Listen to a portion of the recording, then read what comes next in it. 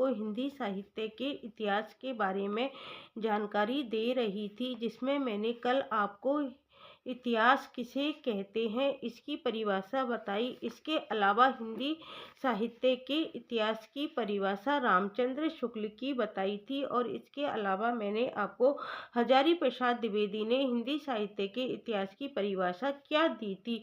इन दो के बारे में हमने कल की वीडियो में अध्ययन किया था, और उसके बाद मैं आपको बता रही थी कि हिंदी साहित्य इतिहास लेखन की पद्धतियाँ क्या होती हैं।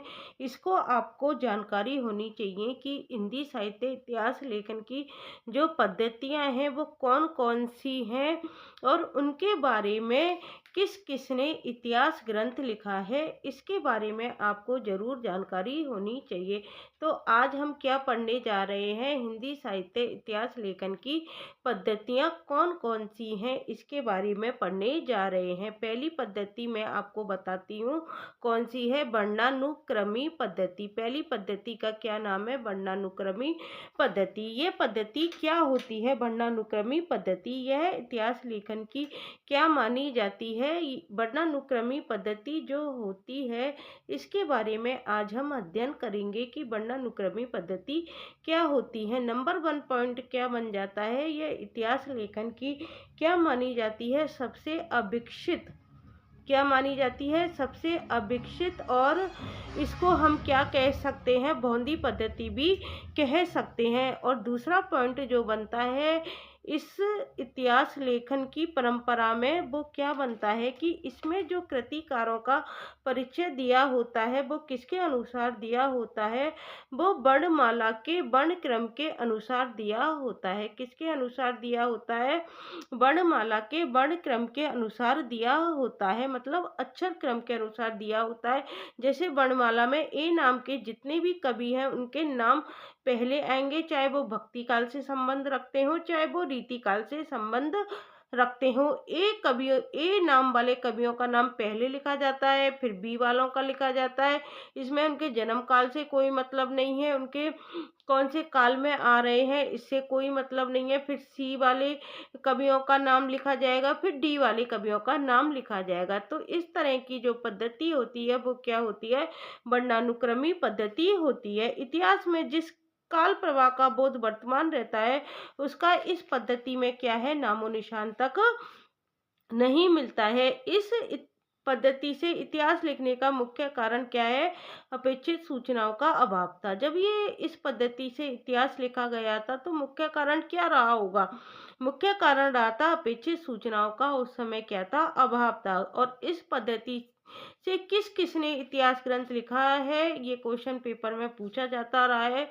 तो जो दो इतिहासकारों के नाम आते हैं, एक तो है हमारा गाशादा तासी, और जो दूसरा इतिहासकार का नाम है वो है हमारा शिव सिंह सेंगर। कौन है, शिव सिंह सेंगर। तो ये आपको अच्छी तरह से याद रखनी है। दूसरी पद्धति जो इतिहास लेखन की आती है वो कौन सी आती है, कालानुक्रमी पद्धति। दूसरी पद्धति का क्या नाम है, कालानुक्रमी पद्धति।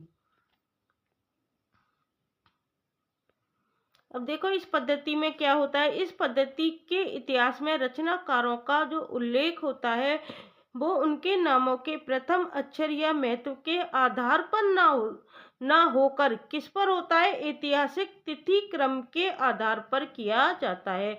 जो कालानुक्रमी पद्धति होती है उसमें क्या बताया गया है कि इसमें रचनाकारों का जो उल्लेख होता है वो उनके नामों के प्रथम अक्षर या महत्व के आधार पर ना कर ऐतिहासिक तिथि क्रम के आधार पर किया जाता है। इस पद्धति में देखो समस्या क्या होती है, कालानुक्रमी पद्धति में यह समस्या होती है कि ऐतिहासिक कालक्रम का निर्धारण करते समय रचनाकार की जन्म तिथि को आधार बनाया जाए या उसकी रचना तिथि को, या तो जो रचनाकार है उसका जन्म डेट उसका आधार बनाया जाए, या उसने वो कृति कब लिखी उसको आधार बनाया जाए।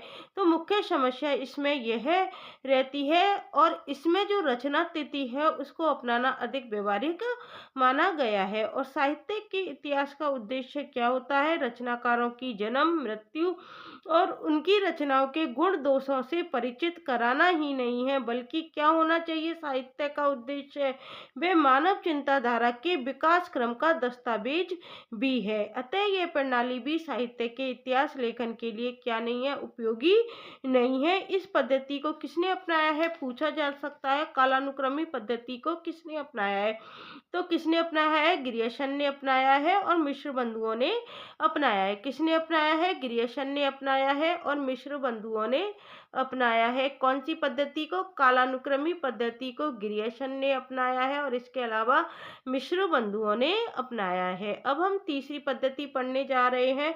वो कौन सी पद्धति होती है, वो होती है हमारी वैज्ञानिक पद्धति। तीसरी जो पद्धति मानी जाती है वो कौन सी पद्धति मानी जाती है, वो मानी जाती है वैज्ञानिक पद्धति। अब देखो वैज्ञानिक पद्धति में क्या होता है, कालानुक्रमिक पद्धति में जहाँ ऐतिहासिक काल अनुक्रम से रचनाकारों और रचनाओं की तालिका प्रस्तुत की जाती है, वहीं वैज्ञानिक पद्धति में क्या प्रस्तुत किए जाते हैं, तथ्यों को प्रस्तुत किया जाता है। वैज्ञानिक पद्धति में किसको प्रस्तुत किया जाता है, तथ्यों को प्रस्तुत किया जाता है। इस पद्धति में शोध द्वारा तथ्यों को वैज्ञानिक और क्रमबद्ध ढंग से क्या किया जाता है, वैज्ञानिक और क्रमबद्ध तरीके से प्रस्तुत किया जाता है। इसमें क्या होता है, इतिहासकार निरपेक्ष बने रहने का क्या करता है, प्रयत्न करता है। इस पद्धति से साहित्य इतिहास के लिए क्या होता है, कच्ची सामग्री का क्या होता है, विकास होता है। तो ये पद्धति भी ज्यादा उपयोगी पद्धति नहीं है। कौन सी, वैज्ञानिक पद्धति। अब चौथी जो पद्धति आती है वो कौन सी आती है, विधेयवादी पद्धति। और ये सबको पता होगा, विधेयवादी पद्धति से इतिहास किसने लिखा था, रामचंद्र शुक्ल का जो इतिहास है वो किस पद्धति से लिखा गया था, विधेयवादी पद्धति से लिखा गया था। आपको जानकारी होनी चाहिए। इसके अलावा विधेयवादी क्या होता है, विधेयवादी दृष्टिकोण क्या होता है, ये भी आपको पता होना चाहिए। इस प्रणाली में क्या होता है, असमृद्ध तथ्य एकत्र किए जाते हैं। विधेयवादी इतिहासकार साहित्य संबंधी आंकड़े एकत्र करने के साथ साथ तात्कालिक सामाजिक जीवन का भी क्या करता है, अध्ययन करता है और फिर समाज और साहित्य में कार्य कारण संबंध स्थापित करता है। तो ये कौन सी पद्धति हो गई, हमारी विधेयवादी पद्धति हो गई। विधेयवादी पद्धति में क्या होता है, साहित्य और समाज में क्या होता है, कार्य कारण संबंध स्थापित होता है। ये पद्धति क्या है, साहित्य इतिहास लेखन के लिए उपयोगी तो है, परंतु क्या होता है, एकांगी इतिहास दृष्टि मानी जाती है। ये साहित्य इतिहास लेखन के लिए उपयोगी तो है विधेयवादी पद्धति, लेकिन क्या है, एकांगी इतिहास दृष्टि है। यह साहित्य निर्माण में क्या होता है, परंपरा का भी योगदान होता है। साहित्य निर्माण में हम ये नहीं कह सकते कि परंपरा का योगदान नहीं होता है, परंपरा का भी योगदान होता है। ये पद्धति क्या नहीं करती, परंपरा का मूल्यांकन नहीं कर पाती है। परंपरा का मूल्यांकन शुक्ल जी की विधेयवादी पद्धति के विपरीत किसने प्रस्तुत किया था, हजारी प्रसाद द्विवेदी ने प्रस्तुत किया था कि परंपरा का मूल्यांकन भी जरूरी है। आचार्य शुक्ल ने अपने साहित्य इतिहास लेखन में इसी पद्धति को अपनाया है। कौन सी पद्धति को अपनाया है, विधेयवादी पद्धति को अपनाया है। अब पांचवी जो हम पद्धति पढ़ने जा रहे हैं वो कौन सी है, समाज शास्त्रीय पद्धति। कौन सी पद्धति है, समाज शास्त्रीय पद्धति। अब देखो ये समाज शास्त्रीय पद्धति क्या होती है, यह पद्धति मार्क्सवादी द्वंद्वात्मक भौतिकवाद के सिद्धांत पर आधारित है। किस पर आधारित है यह पद्धति, मार्क्सवादी द्वंद्वात्मक भौतिकवाद के सिद्धांत पर आधारित है। इतिहासकार का कर्तव्य साहित्य के अंतर्निहित तत्वों का उद्घाटन कर उसकी मूल प्रेरणा का क्या करना है, विश्लेषण करना है और जनहित की कसौटी पर उसका क्या करना होता है, मूल्यांकन प्रस्तुत करना होता है। द्वंद्वात्मक प्रणाली किसमें बताई गई है, समाज शास्त्रीय पद्धति में बताई गई है। द्वंद्वात्मक प्रणाली समाज और व्यक्ति की असंगतियों एवं अंतर विरोधों को पहचानने का क्या करती है, प्रयत्न करती है। यह साहित्य के मूल्यांकन की दृष्टि से क्या है, उपादेय है। तो मैंने आज आपको कितनी पद्धतियां बता दी, 5 पद्धतियां बता दी। पहली पद्धति कौन सी बताई थी, वर्णानुक्रमी पद्धति बताई थी, जो किसके इतिहास में दिखाई देती है, घासादास ताशी के में और शिव सिंह सेंगर के में दिखाई देती है। दूसरी हमने कौन सी पढ़ी, कालानुक्रमी पद्धति पढ़ी, जो किस में दिखाई देती है, डॉक्टर ग्रियर्सन के में और मिश्र बंधुओं के इतिहास में हमको दिखाई देती है। तीसरी हमने पढ़ी वैज्ञानिक पद्धति। वैज्ञानिक पद्धति के बारे में हमने पढ़ा कि वैज्ञानिक पद्धति क्या होती है, उसमें फैक्ट प्रस्तुत किए जाते हैं। चौथी पद्धति हमने पढ़ी विधेयवादी पद्धति, इससे किसने इतिहास लिखा था? रामचंद्र शुक्ल ने लिखा था। और पांचवी पद्धति हमने पढ़ी थी समाजशास्त्रीय पद्धति, इसमें क्या होता है? मार्क्सवादी द्वंद्वात्मक भौतिकवाद के सिद्धांत पर यह पद्धति आधारित है।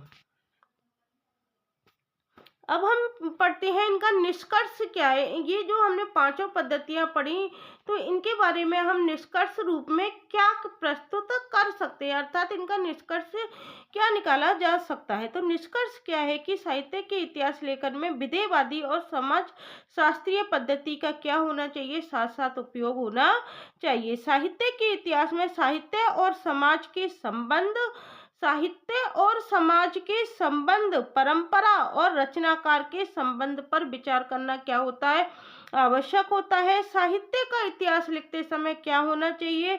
ऐतिहासिक शोध और समाज शास्त्रीय सिद्धांत के साथ साथ सौंदर्य शास्त्रीय नियमों की जानकारी भी आवश्यक है। कितना अच्छा पॉइंट बता रखा है। देखो, साहित्य का इतिहास लिखते समय क्या होना चाहिए? ऐतिहासिक शोध तो होना चाहिए कि इतिहास में क्या लिखा गया। हजारी प्रसाद द्विवेदी परंपरा को महत्व क्यों देते हैं? इसलिए महत्व देते हैं, और उन्होंने शुक्ल की विधेयवादी पद्धति के विरोध में परंपरा को स्थापित किया था। तो परंपरा जरूरी है। तो ऐतिहासिक शोध और समाज शास्त्रीय सिद्धांत के साथ साथ क्या होना चाहिए? सौंदर्य शास्त्रीय नियमों की जानकारी भी आवश्यक है। और सबसे जरूरी क्या है? इतिहासकार की अंतर्दृष्टि होनी चाहिए। जो इतिहास लिख रहा है उसकी अंतर्दृष्टि कैसी है, विवेक कैसा है, और उसका इतिहास बोध कैसा रहा है। विधेयवादी, समाज शास्त्रीय और आचार्य हजारी प्रसाद द्विवेदी के सिद्धांत, साहित्य, सांस्कृतिक चिंताधारा का स्वाभाविक विकास, इन तीनों के साथ साथ उपयोग से समग्र और संतुलित साहित्य का इतिहास का निर्माण हो सकता है। अंत में हम किस निष्कर्ष पर पहुंचे हैं कि विधेयवादी पद्धति होनी चाहिए, समाज शास्त्रीय पद्धति होनी चाहिए, और हजारी प्रसाद द्विवेदी की कौन सी? हजारी प्रसाद द्विवेदी का जो सिद्धांत साहित्य है, कौन सा? सांस्कृतिक चिंताधारा का स्वाभाविक विकास। इन तीनों के साथ साथ उपयोग से समग्र और संतुलित इतिहास का निर्माण हो सकता है। तो आज मैंने आपको क्या बता दी? इतिहास लेखन की विभिन्न पद्धतियां बता दी। और उससे पहले मैंने आपको बताया था इतिहास किसे कहते हैं, फिर उसके बाद मैंने आपको बताया साहित्य का इतिहास किसे कहते हैं, फिर उसके बाद बताया मैंने साहित्य इतिहास लेखन की पद्धतियां क्या क्या है। यदि आपके ये कंसेप्ट क्लियर हो जाएंगे तो आपको हिंदी साहित्य के इतिहास को समझने में आसानी रहेगी। फिर आप हर तरह के क्वेश्चन आसानी से हल कर सकते हो। कल हम पढ़ेंगे हिंदी साहित्य इतिहास लेखन की परंपरा पढ़ेंगे। और परंपरा में हम क्या पढ़ेंगे? सबसे पहले किसने इतिहास ग्रंथ लिखा, फिर उसके बाद कौन आया, फिर उसके बाद कौन आया।